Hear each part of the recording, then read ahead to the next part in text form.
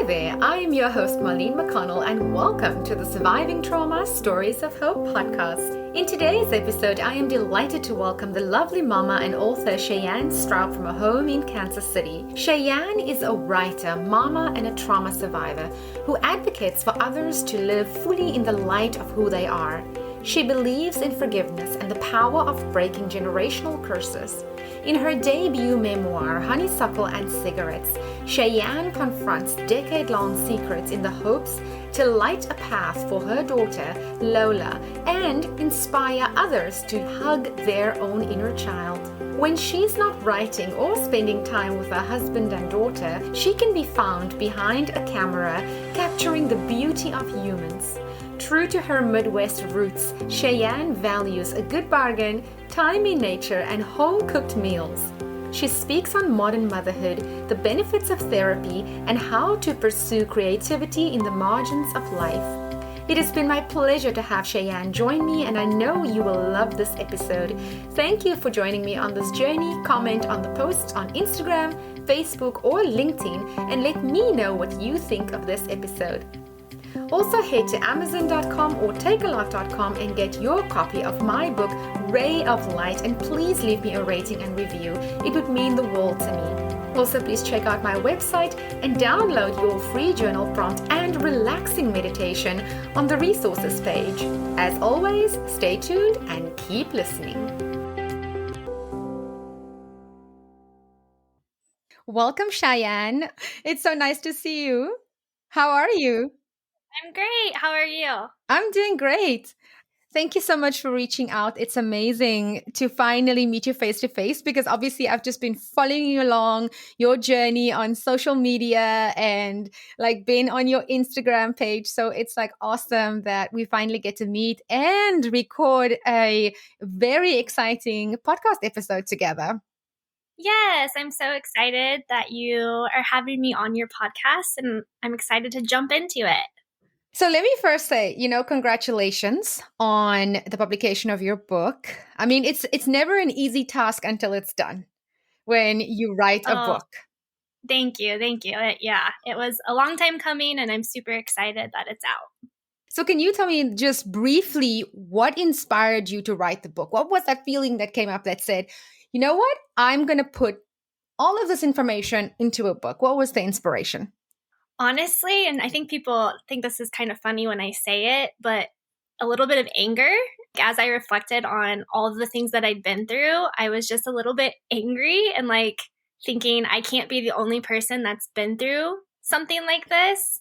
And I really feel like people that have been through similar situations, we need to share our stories. This is our story. This is what the human experience is. Exactly. That's a very good reason to pour our experience in a book. And what I love about it is that, 100 years from now, Sheyann, your story will live on and there will be people who will still be reading your book. That's the beauty of writing books. Yes, I love that. Your story starts early on in your childhood, Sheyann, when you experienced sexual abuse as a child. Can you tell me when did this happen? Yeah, so whenever I was 6 years old, a female family member molested me, and I never told anyone. It happened one time. She tried again a few weeks after that incident, and for whatever reason, that time she listened to me when I told her no. And so it happened the one time, and I grew up in a very small town that was very big in the purity culture movement. So a lot of shame around sex and around sexuality. And obviously, as a 6-year-old, when you know no one's supposed to be touching you in that way, that comes with its own, version of shame and embarrassment. And so I never really told anyone about it until I ended up in therapy at 29 years old. And I'm sorry that happened to you. The adults in our lives, they are the ones that should protect us. I mean, my heart goes out to you that you had to go through that experience. I appreciate that. Thank you. You're welcome. And so this was something that you kept to yourself, but then later in your life, there was another experience that you couldn't really control in this way and keep to yourself. And that was when your mom was incarcerated, right? And that I can't imagine, Sheyann, that being something that's easy to deal with, especially when you're telling me that you grew up in a small town, because in small towns, everybody knows everybody's business. And like you say, there's a lot of dark emotions like Mm-hmm. shame and embarrassment surrounding issues that they don't deem proper. So, you want to share with us some of what had happened? Yeah, so whenever I was 18, my mom was arrested and sent to prison for an inappropriate relationship with a minor, um, who happened to be my ex boyfriend. And so there's several layers to this. Obviously, your parent being incarcerated is traumatic in itself. The reason for which she was incarcerated is obviously another layer of shame, another layer of trauma for me specifically because he was my ex boyfriend. And then the whole small town aspect of it, you can't really, there's no safe place to go, right? Once you're the talk of the town and you're the town leper, there's no safe place for Yeah. you to go. And you feel like you either have to hide completely and disappear, or you have to put on a brave face and act like it doesn't bother you when it does. And so that experience was really, really rough. And it's something that even like when I went away to college and in my early adulthood years, I didn't share that part of my life with anyone because I was so embarrassed and so ashamed. And in my book, I even talk about how I have always felt up until going to therapy and healing from that trauma, I always felt like I was half of who I actually was. And I didn't have any real relationships outside of my husband, who obviously knew about my family's past. And that was just a really hard thing to navigate in those formative years. I mean, how long did you have to stay in that town before you could finally leave? So it happened the day that we went on Christmas break for the semester. And I luckily had enough credits that I graduated early. I wasn't originally going to do that, but when she was arrested, I was able to graduate early. And then I stayed at home until the following August when I went away to college. So I had, I guess, probably like 9 months of living in that town and dealing with, the shame, the embarrassment, and everything that came along with that. Mm-hmm. And did you attend your mom's trial?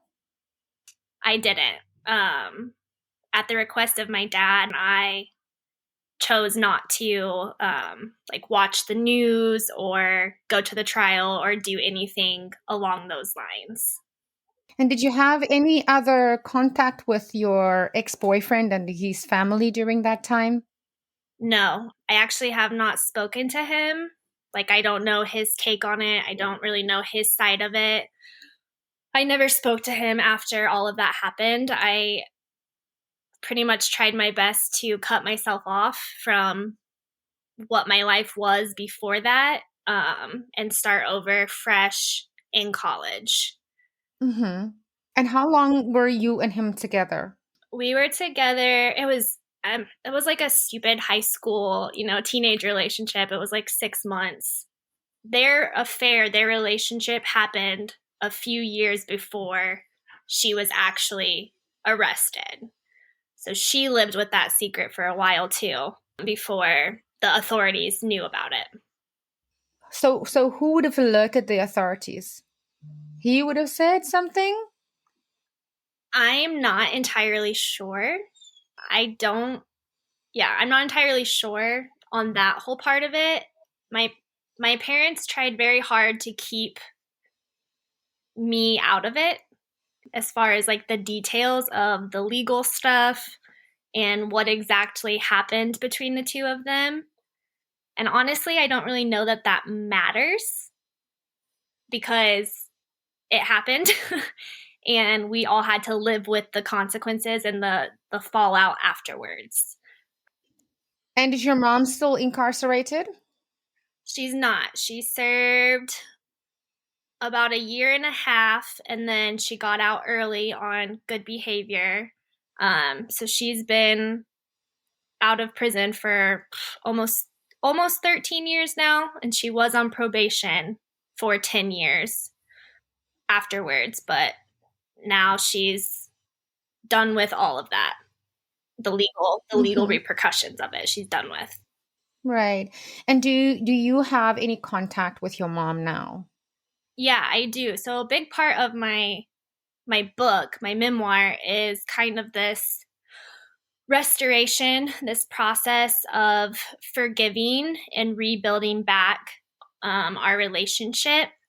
And I talk a lot about generational trauma that kind of runs through our bloodline of just unhealthy patterns.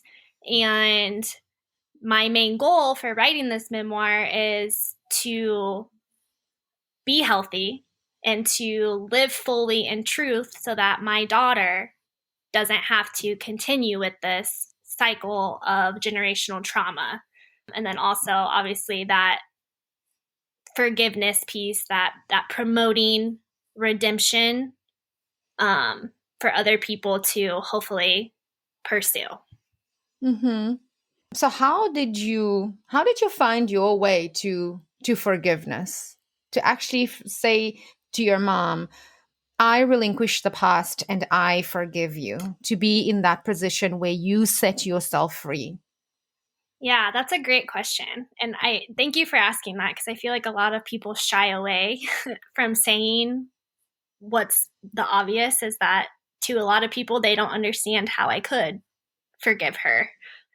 But really, I think what it comes down to is we are the sum of our whole life, right? We don't have to be defined by one moment unless it's something like obviously super atrocious, then there's an exception to that. She made a horrible, horrible mistake. She paid for it legally. She paid for it in her relationships. She went to years and years of therapy. She made amends and she got herself healthy mentally. And she was a wonderful mom growing up, right? And she made this horrible Yeah. mistake. And so I had to really, and I was angry for a really long time with her. Like our relationship, it wasn't like she got out of prison and I was like, hey, mom, like, let's be best friends. Like it didn't happen that way. Right. It took years and years of me dealing with my own anger and my own shame that I carried and rebuilding back trust with her to get to this point. And I think that when I got pregnant with my daughter, kind of this like, and do you have kids? No, I don't. But Okay. I have raised children. Okay. So, as someone who's raised children, you know your thought process changes when you're in charge of someone else's life. And I just kept coming back to this idea of I will probably mess up at some point in my life, hopefully nothing too serious, but I don't want my daughter to say I'm a bad mom and not have a relationship with me over a mistake that I make in the future. So, how can I expect her to extend grace and forgiveness to me if I'm not willing to forgive my mom? So, there was that aspect to it. And also, when you carry resentment with you, that takes up space where joy is supposed to live. And so to me, it was like I can keep holding on to this anger and I can be mad and I can never forgive her. But why? What does that do? What good does that do for anyone? All that's doing is taking up space where happiness and love and joy should be in my life. That's incredible.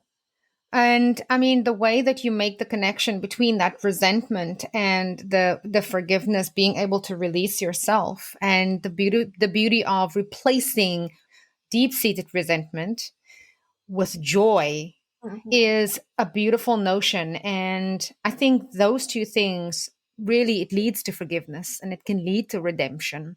And I love how you have this Yeah. positive reflection to say, if I am going to expect this from my daughter, how is it possible for me to not give this to someone else if I would like to have it? Yeah. That was incredible. And I love that you could experience that journey and reach forgiveness and restore your relationship with your mom. Thank you. Thank you. Yeah. I'm proud of us. Yeah. I I love it. I love it. I love it. So now you're a mom, Sheyann, and I see the two of you on Instagram. I saw this morning you were up at 4:30, had two breakfasts, yeah. and I'm watching you guys, and I can just see this absolutely beautiful bond that you have just through the posts that you share. But unfortunately, this was not always the case, because when you gave birth to your daughter, you really struggled to connect with her in those early years. Yeah. So my daughter Lola, she'll be 4 in May. So we miscarried. We had a miscarriage before we got pregnant with her. And I just had horrible anxiety my entire pregnancy. And then once she was born, I suffered really bad from postpartum depression and anxiety.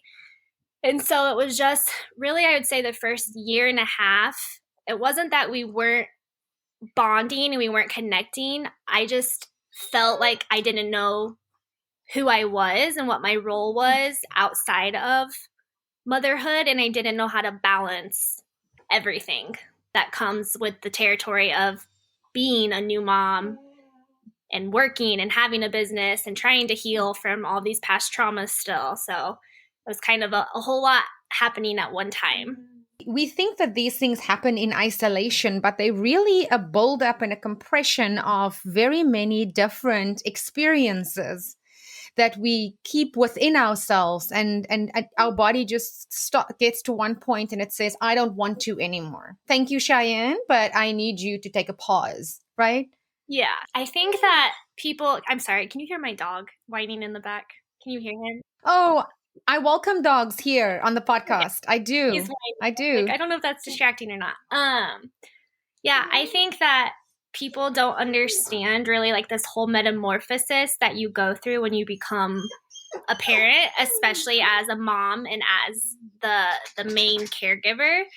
And there's so much that goes into becoming that version of yourself, and there's not a lot of support, at least in the United States. There's not a lot of understanding, I don't think, for how hard that is and how much time and space and healing that you have to do in that process. It's just kind of like, all right, you had a baby, hurry up and heal, get back to work and act like you have it all together. And so that was hard. Right. Yeah, there's no 9 months or 1 year maternity leave No. in the United States. I'm always astounded at how quickly women in the US get back to work. Yeah, it's really sad. Right. So during that time, I mean, what kind of help did you get for yourself in order to work through the postpartum depression, or like some people would call it the baby blues? Yeah. So I started therapy. So I started going to therapy. I started at once a week and then kind of tapered off to every other week and then once a month. I was really hesitant on taking any kind of medicine for a while, but eventually I did get on anti-anxiety medicine just to kind of help regulate the chemicals in my brain, because I just knew I needed that help. I needed that push over the hill. Yeah. And I mean, there's a place for medication in our lives. Yeah, so, definitely. Yeah. So the therapy, the medicine, and I also am very into like Reiki. And so I started going to energy healings, and that was a giant help for me. And kind of strengthening my meditation practice, yoga. So I'm kind of a mixture between a holistic approach and knowing that modern medicine and modern science is there to help us. I love the well-balanced approach that you take, while doing the work in therapy. Honestly, most people wouldn't even do anything about it. So well done. Good job. Thank you. Thank you. I appreciate that. Yeah. Let's talk about your book. First of all, I love the title, Honeysuckle and Cigarettes, Confronting Family Secrets So My Daughter Does Not Have to. I mean, that is so, it's so apt and it's so to the point of Yes. our entire discussion today because we want to break those generational curses. So we've dipped sort of in and out of your book as we were discussing it, but do you sort of want to give us just a high level overview of the book? Yeah, sure. So, like Marlene said, it's called Honeysuckle and Cigarettes, Confronting Family Secrets So My Daughter Doesn't Have to. And essentially, what it is it's my roadmap to healing myself and through my own trauma. So it kind of starts more present day and talks about there are these four main truths that I hate about my life. And then it kind of goes back in time and walks through that experience of sexual abuse as a child, kind of how my personality and my identity was shaped growing up in a small, very conservative town. And then it talks about my mom's arrest, what that experience was like for me in the moment, and then all of the fallout and kind of the struggle that I had in those early college years right after she was arrested.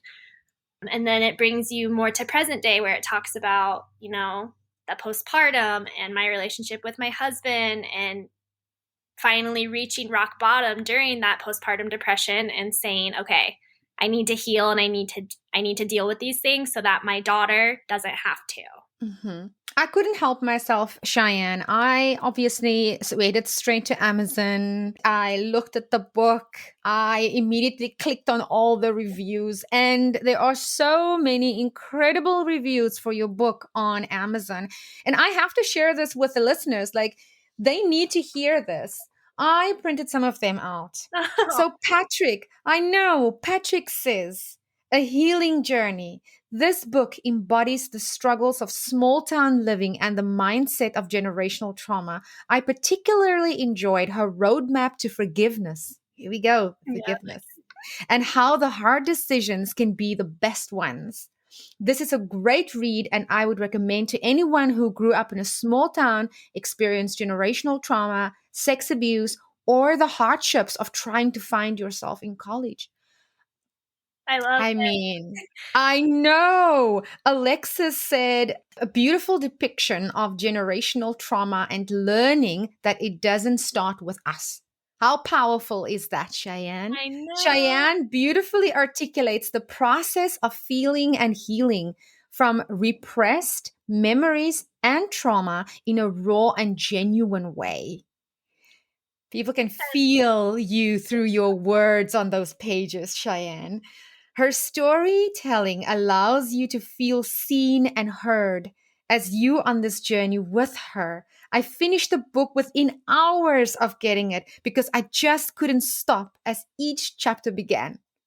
Gripping. Your book is gripping. Oh, it's so amazing. I know. I mean, I have one last one. Audrey Okay. Dudley wrote Determined Love. This was the title, Determined Love and the Ultimate Gift of Healing from Emotional Scars. She says, the pages of this book embody the author's heart as she reveals both private and public traumas throughout her life. The journey to loving herself and equipping her daughter with tools that she did not have in her own childhood is a powerful one, right? Because as moms, that responsibility, when we take on that transformation, that responsibility that we have to our daughters, you articulate it because your experience was that I need to give my daughter the tools that she needs. She goes on to say, with each chapter, I felt more intimately connected to Cheyann's experiences. Some experiences similar to my own as a small town kid, while others I could never comprehend the magnitude of. Cheyann's words empower me as a mother and as a bonus mom. I see a greater need to reflect on my life's experiences and how they will equip me in my own parenting journey. Raw and honest, yet painful with a purpose. Truths that set you free. Sheyann, wow. I mean, I I'm downloading the book to my Kindle. Congratulations. Congratulations. I mean, Thank there are you. so many more amazing reviews for your book. And you only published your book on February 10th this year. No, it actually just came out March 28th. It was originally supposed to come out in February, and then it got pushed back. So it's only been out for a week and 2 days. Oh, wow. Okay. I got that February 10th date like from Amazon.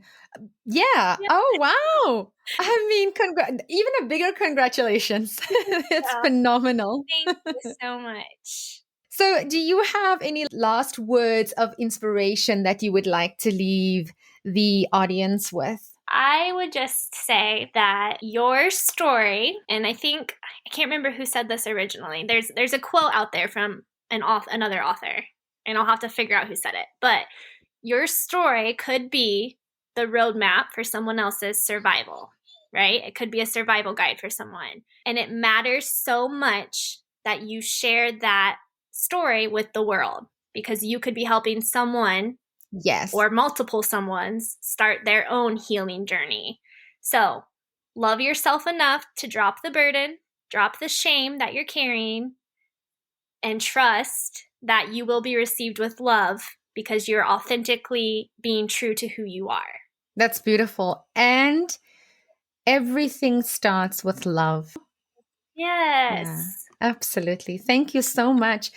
I am going to leave the link to your book and the link to your Instagram page in the show notes for listeners who want to follow along and want to get themselves a copy of your book. Sheyann, it's been such a pleasure having you join me. It was such an enlightening discussion. Thank you so much for sharing parts of your life in order for others to start their own healing journey. You know, it is such a selfless act, and I thank you for that. Yes, amazing. Thank you so much for having me on your show and for doing this work, for spreading some hope. Thank you so much. Take care. Bye. You too. Bye. That wraps up this podcast episode. Thank you for listening. If you enjoy my podcast, please take a minute to give me a rating and review in Apple Podcasts. Please subscribe in your favorite podcast directory so you don't miss an episode. Please consider following My Centered Life on Facebook and Instagram for daily inspiration. Thank you so much for spending this time with me. You can catch me again in the next episode. Same time, same place. Sending you lots of love and light. Bye.